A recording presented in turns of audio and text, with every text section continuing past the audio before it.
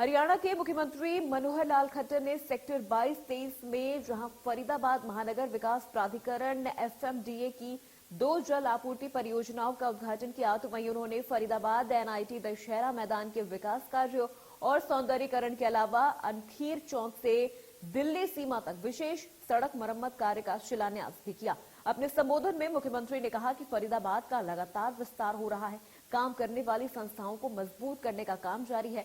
मुख्यमंत्री ने बताया कि विकास कार्यों को गति देने के लिए फरीदाबाद महानगर विकास प्राधिकरण का गठन किया गया है, ताकि तेज गति से विकास हो सके।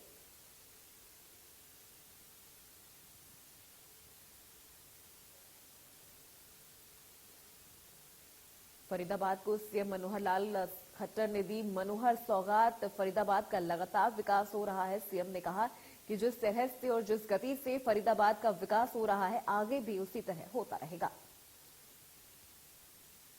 आइए अब आपको ग्राफिक्स के जरिए बताते हैं कि फरीदाबाद को सीएम मनोहर लाल खट्टर ने क्या क्या सौगातें दी है। तो कई परियोजनाओं का लोकार्पण और शिलान्यास हुआ। इसके अलावा 2 जल आपूर्ति परियोजनाओं का उद्घाटन भी मनोहर लाल खट्टर ने किया है।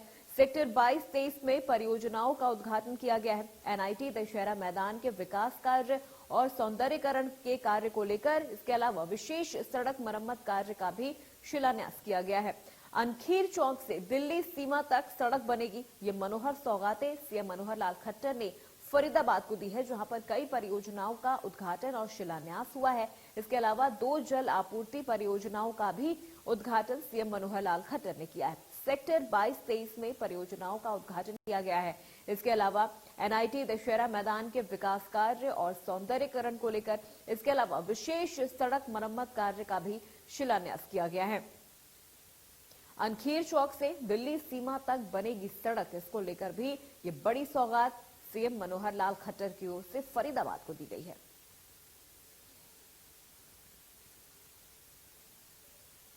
इस दौरान सीएम मनोहर लाल ने बताया कि आने वाले वक्त में करीब 2500 करोड़ की लागत से फरीदाबाद के विकास कार्य का जो लक्ष्य है वो रखा गया है। हमारा रिन्यूअल है 64 जो पुराने बंद पड़े हुए ट्यूबवेल हैं उनको पानी की सप्लाई में बढ़ाई जाएगी। कुछ सीसी रोड, ये सड़कों के सेक्टर्स की जो डिवाइडिंग रोड है वो बनेगी। जेवर एयरपोर्ट का एक रास्ता वो भी मंजूर हो चुका है। बहुत जल्दी जेवर एयरपोर्ट आपको दिल्ली एयरपोर्ट की बजाय जेवर एयरपोर्ट जाने में आसानी होगी बजाय दिल्ली एयरपोर्ट के। तो उसके कारण से भी फरीदाबाद का जो विकास है ये पर्याप्त होगा। इसी प्रकार से यहाँ जो लोकल बसेज हैं, जो नगरीय जो ट्रांसपोर्ट है, 50 ई बसेज वो भी बहुत जल्दी आने वाली हैं। उसकी वो हो गया, टेंडर हो गया है। और ऐसे ही नए जो बस का टर्मिनल सेक्टर 61 में वो भी बनाया जा रहा है। तो इस प्रकार के लगभग 2500 से ऊपर करोड़ की योजनाएं आपके लिए पारित हुई हैं। सीएम मनोहर लाल ने कहा कि फरीदाबाद का लगातार विकास हो रहा है, विस्तार हो रहा है। ऐसे में हमने विकास कार्यों को गति देने के लिए एफएमडीए का गठन किया, जिससे अब विकास के काम की फाइलें फरीदाबाद से ही पास हो रही हैं। और विस्तार हो रहा है और उस विस्तार के नाते ही जो एजेंसीज, जो संस्थाएं पहले काम करने वाली थी उसको और कैसे मजबूत किया जाए, सुदृढ़ किया जाए, आगे भी बढ़ रहे हैं।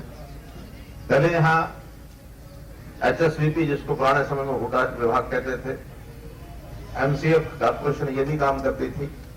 लगा के बहुत काम डिले हो रहे हैं। काम को गति कैसे दी जाए, तो फिर हमने एफएमडीए भी बना दिया।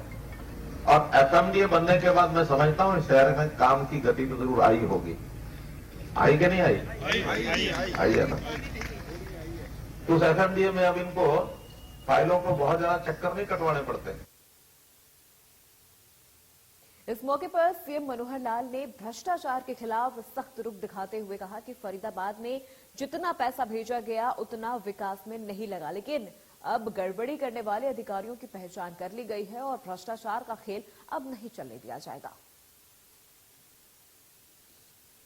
एक जो दर्द भरी कहानी फरीदाबाद की है वो मैं आपसे साझा करना चाहता हूं कि यहां पर एक बहुत बड़े बड़े विषय ऐसे निकले जिसमें से जितना पैसा भेजते हैं वो पैसा पूरा नहीं लगता। कहीं ना कहीं जो गड़बड़ होती है, गड़बड़ करने वाले उन अधिकारियों का, उन कर्मचारियों का और जो और लोग उनमें मिले हुए हैं, उन सब की पहचान कर ली गई है। और मैं विश्वास दिलाता हूं कि आगे इस प्रकार का कोई काम फरीदाबाद में होने नहीं देंगे जिसमें भ्रष्टाचार नहीं।